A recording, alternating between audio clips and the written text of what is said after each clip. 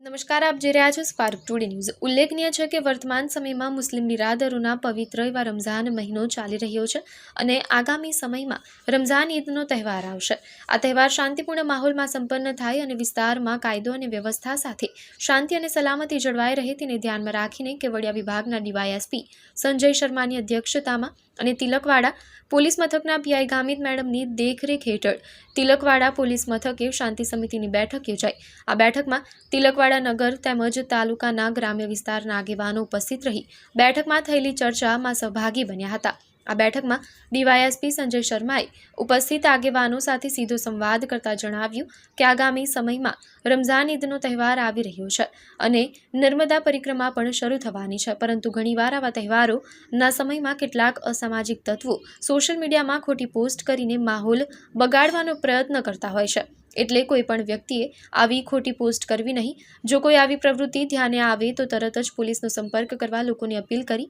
સાથે જ દરેક વિસ્તારમાં શાંતિ અને સલામતી સાથે કાયદો અને વ્યવસ્થા જાળવી રાખવા અને કોમી એકતા સાથે આગામી તહેવાર સંપન્ન કરવા માટે પણ સંજય શર્માએ અપીલ કરી હતી અને આગામી રમઝાન ઈદના તહેવારની પ્રજાજનોને શુભેચ્છા પાઠવી હતી। કેવડિયા ડિવિઝન વિસ્તારના અને સમગ્ર નર્મદા જિલ્લા વિસ્તારના તમામ નાગરિકોને મારી અપીલ છે કે નજીકના સમયમાં આપણે રમઝાનનો અત્યારે મહિનો ચાલી રહ્યો છે, રમઝાન ઈદનો તહેવાર આવી રહ્યો છે, તો તમામ નાગરિકોને મારી અપીલ છે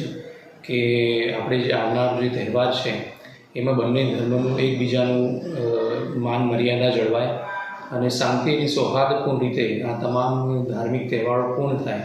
એ માટે સૌએ કાળજીપૂર્વક અને તકેદારીપૂર્વક પોતાનું વાણી અને વર્તન રાખવું જરૂરી છે। ખાસ કરીને સોશિયલ મીડિયાથી અત્યારની આ યંગસ્ટર જે ઇન્ફ્લુઅન્સ થાય છે કે પોસ્ટ કોઈ પ્રકારની મૂકી દે છે કે બીજી કોઈ જગ્યાની પોસ્ટ હોય છે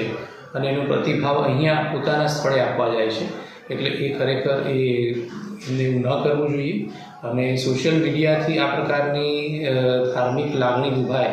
તેવી કોઈ પોસ્ટ પણ ન કરવી જોઈએ ને એવી કોઈ પોસ્ટ જોવે તો એમાં પોતે ઇન્ફ્લુઅન્સ કે જોડાવો પણ ન જોઈએ।